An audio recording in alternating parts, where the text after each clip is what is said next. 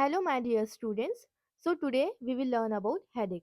Basically आपका क्या approach होगा जब भी हेडेक का पेशेंट आएगा। हम हेडेक को दो पार्ट्स में डिवाइड करते हैं। सबसे पहला है प्राइमरी और दूसरा होता है सेकेंडरी हेडेक। प्राइमरी हेडेक का मतलब होता है जिसमें हेडेक खुद ही एक डिसऑर्डर है, इसमें कोई सेकेंडरी कॉज या दूसरी कोई डिजीज पैथोलॉजी के कारण हेडेक नहीं होता है। प्राइमरी हेडेक ज़्यादा कॉमन होता है, 98% प्राइमरी हेडेक ही होता है। प्राइमरी हेडेक में कोई भी सेकेंडरी कॉज नहीं मिलता है। वही अगर हम बात करें सेकेंडरी हेडेक की, तो इसमें हेडेक क्यों होता है कि कोई ना कोई अंदर पैथोलॉजी है जिसके कारण हेडेक हो रहा है। In secondary headache, headache is due to underlying disorder. बात करें प्राइमरी हेडेक के मोस्ट कॉमन टाइप्स के बारे में, तो सबसे पहला होता है टेंशन टाइप हेडेक, दूसरा होता है माइग्रेन और तीसरा होता है क्लस्टर हेडेक। इन तीनों के बारे में हम डिटेल में डिस्कस करेंगे इस वीडियो में। सबसे पहला टेंशन हेडेक जो कि सबसे ज़्यादा कॉमन रहता है, 60 to 80%, माइग्रेन 15% और क्लस्टर हेडेक 0.1% पॉपुलेशन में मिलता है। सेकेंडरी हेडेक में क्या कारण हो सकता है, जैसे कि ब्रेन में इन्फेक्शन, ब्रेन की जो लेयर्स होती है मेनिंजेस जिसे हम कहते हैं, उसमें इन्फेक्शन हो जाए जिसे हम मेनिंजाइटिस कहते हैं, या दूसरा सब एरेक्नोइड हेमरेज। ठीक है, dura mater, pia mater, arachnoid तो सबसे इनर मोस्ट लेयर है, उसमें हेमरेज हो जाए, ब्लीडिंग हो जाए। तीसरा जो मेडिकेशन होता है जैसे कि एनसेड्स वगैरह है ना, उसका ज़्यादा यूज़ किया गया हो तो उसके कारण भी हेडेक हो सकता है। फोर्थ, कोई स्पेस ऑक्यूपाइंग लीजन हो, ठीक है, यानी ब्रेन में कोई ट्यूमर वगैरह हो, जैसे कि इंट्राक्रेनियल ट्यूमर्स होते हैं, वो कंप्रेस कर रहा हो नर्व को, उसके कारण हेडेक हो सकता है। नेक्स्ट हम डिस्कस करेंगे जो प्राइमरी हेडेक में सबसे मोस्ट कॉमन टाइप था, जिसका नाम था टेंशन टाइप हेडेक के बारे में। तो ये 60 से 80% होता है पॉपुलेशन में, और ये जनरल जैसे स्ट्रेस ले लिया या एनजाइटी हो गई, है ना, ज़्यादा वर्कलोड ले लिया दिमाग पर, तो जो हेडेक होता है वो जनरली टेंशन टाइप हेडेक की कैटेगरी में आता है। ठीक है, तो इसके फीचर्स की अगर हम बात करें, इसको हम कैसे डायग्नोसिस करेंगे कि ये टेंशन टाइप हेडेक है, ये माइग्रेन नहीं है या ये क्लस्टर हेडेक नहीं है। तो इसमें पेशेंट को सेंसेशन कैसा आता है, बैंड लाइक सेंसेशन, ऐसा लगता है कि सिर के आसपास बैंड है, प्रेशर है ना, उस प्रकार का सेंसेशन होता है। और बायलैटरल रहता है, यानी दोनों साइड, राइट साइड भी और लेफ्ट साइड भी, दोनों साइड उसे पेन होता है। तो इसके कुछ कैरेक्टरिस्टिक फीचर्स की बात करें, 60 से 80% कॉमन वेराइटी है। दूसरा, बैंड लाइक प्रेशर रहता है हेड के अराउंड। तीसरा कि यह बायलैटरल होता है, यानी दोनों साइड होता है। पेन इसका कैसा होता है, डल नेचर का होता है, यानी ज़्यादा सीवियर नेचर का नहीं होगा, डल डल ऐसा हल्का फुल्का दर्द बना हुआ रहेगा। बात करें रिस्क फैक्टर की, तो किस कारण ये होता है, जैसे कि ज़्यादा एनजाइटी ले ली या स्ट्रेस ले लिया, वर्कलोड ज़्यादा हो गया उसके कारण हो सकता है, नींद प्रॉपर नहीं हुई उसके कारण हो सकता है, यंगर एज में बच्चे ज़्यादा स्ट्रेस ले लेते हैं उसके कारण टेंशन टाइप हेडेक हो सकता है। नेक्स्ट हम बात करते हैं treatment of tension type headache. तो इसे हम दो कैटेगरी में डिवाइड करते हैं। पहला है एपिसोडिक, यानी सर दर्द उसको एक महीने में 15 से कम बार होगा।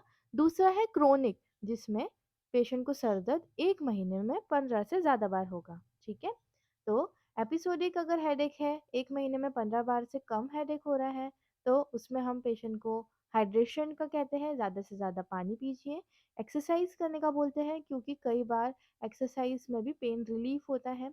कुछ एनाल्जेसिक्स यानी पेन को रिलीफ करने वाली मेडिकेशंस रहती है, जैसे कि पैरासीटामोल और एनसेड्स दे सकते हैं। वही अगर ये क्रोनिक वैरायटी का है, यानी एक महीने में 15 से ज़्यादा बार उसे सर दर्द हो रहा है, तो कुछ ड्रग्स रहते हैं जैसे कि एमिट्रिप्टाइलिन जैसे ड्रग्स होते हैं। तो ये हमने पढ़ा टेंशन टाइप हेडेक के बारे में, जो कि मोस्ट कॉमन वैरायटी होती है। दूसरी वैरायटी होती है माइग्रेन की। कई बार पेशेंट आपको बोलेगा कि अरे डॉक्टर साहब, मुझे तो एक ही साइड पर सर दर्द होता है और बहुत ज़्यादा तेज़ दर्द होता है, साथ में मुझे वॉमिटिंग भी लगती है, तेज रोशनी से भी परेशानी हो रही है। ठीक है, तो आप सोचोगे कि ये माइग्रेन हो सकता है। ओके, सो सबसे पहली चीज़ कि माइग्रेन में जो पेन होता है वो यूनिलेटरल होता है। ज़्यादातर ये यूनिलेटरल यानी एक ही साइड में सर दर्द होगा, जो रेड से मैंने बताया है, यानी इधर पेन हो रहा है। ओके। दूसरी कि कितना परसेंट पॉपुलेशन को इन्वॉल्व कर रहा था, 15%। ठीक है, 60 से 80% हमने टेंशन टाइप हेडेक में देखा था, माइग्रेन में 15% पॉपुलेशन इन्वॉल्व करता है ये। मॉडरेट से सीवियर इंटेंसिटी का ये सर दर्द हो सकता है। टेंशन टाइप में डल था, ठीक है, ज़्यादा दर्द नहीं था इसमें, लेकिन इसको मॉडरेट और सीवियर हो सकता है। यूनिलेटरल की हमने बात कर ली है। और साथ में क्या होता है, नौशिया वॉमिटिंग होती है ना, उल्टी आएगी, जी मचलाएगा साथ में पेशेंट का, ठीक है, अटैक आने से पहले। फोटोफोबिया होगा, तेज रोशनी से परेशानी होगी, फोनोफोबिया होगा, ठीक है। और पेशेंट को जो दर्द होता है वो थ्रोबिंग नेचर का होता है या पल्सेटिंग नेचर का होता है ना। और ट्रीटमेंट की अगर हम बात करें तो इसमें भी हम पीसीएम, एनसेड्स देते हैं, एनाल्जेसिक्स, और ट्रिप्टेंस देते हैं। प्रिवेंशन की बात करें तो प्रोपेनालॉल देते हैं जो कि एक बीटा ब्लॉकर है।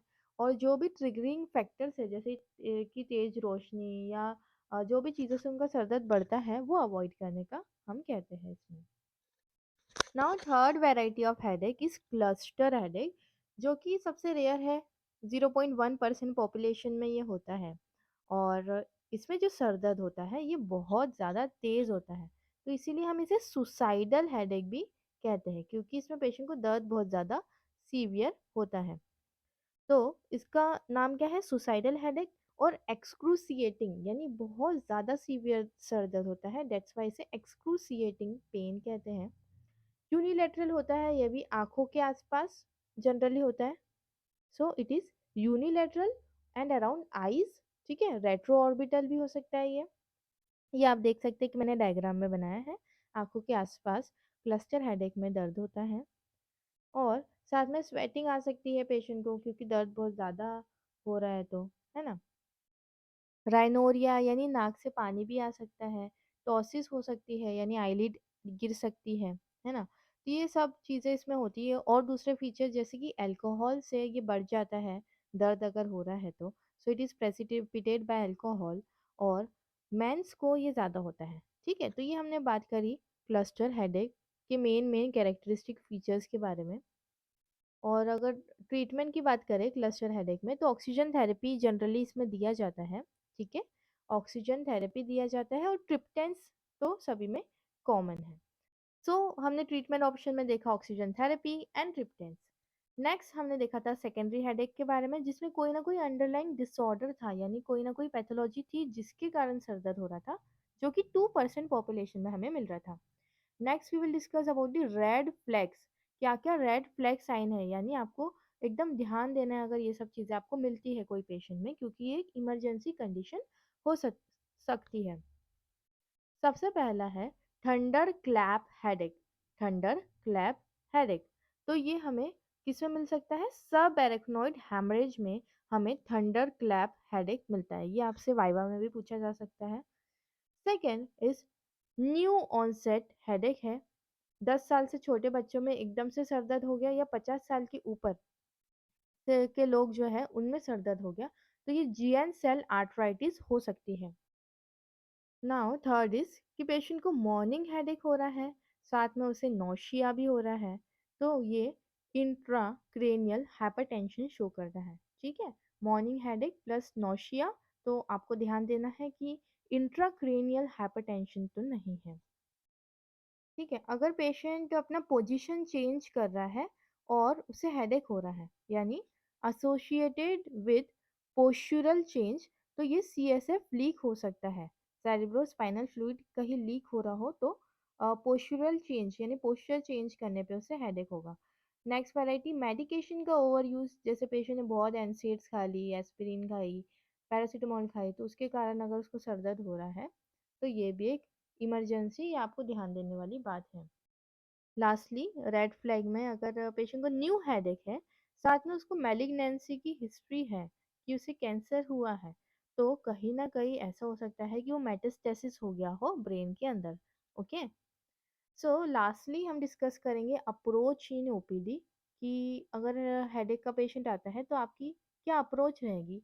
सबसे पहले कि हम हिस्ट्री पूछेंगे बहुत अच्छे से कि कब से शुरू हुआ और कितने ड्यूरेशन का था, क्या वो सडन था या धीरे धीरे आया, एक्यूट है या क्रोनिक नेचर का है। लोकेशन पूछेंगे, यूनिलेटरल या बायलैटरल। जैसे बायलैटरल हमने देखा टेंशन टाइप था, यूनिलेटरल माइग्रेन था।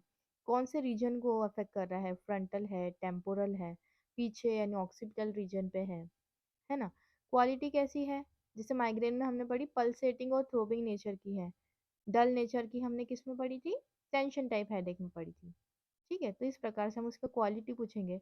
इंटेंसिटी, कितना ज़्यादा दर्द हो रहा है, बोले माइल्ड है तो टेंशन टाइप हो सकता है, मॉडरेट सीवियर है तो माइग्रेन हो सकता है, अगर बहुत ज़्यादा एक्सूसिएटिंग है, बहुत ज़्यादा दर्द हो रहा है तो वो क्लस्टर हो सकता है।